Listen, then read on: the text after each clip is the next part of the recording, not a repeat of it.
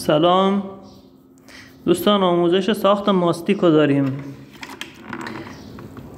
از آبی استفاده میکنیم که قلتکامون رو گذاشتیم توش و یکم رنگ داره. برای ساخت ماستیک یکم آب رنگ توش باشه خیلی بهتر جواب میده. چون بیشتر نیاز داریم یکم آب اضافه میکنیم. خب این پودر ماستیکمونه.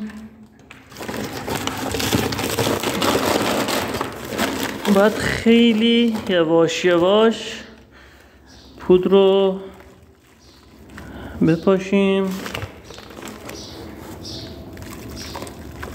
توی سطل.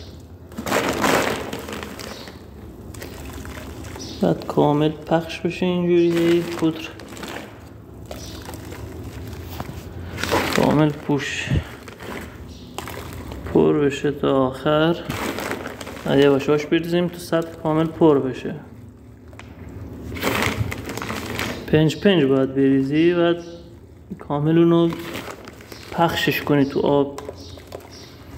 ماستیک حتما اینجوری باید بسازی، خیلی مهمه تا یه ماستیک خوب باشه که کارتو بتونی زودتر جمع بکنی.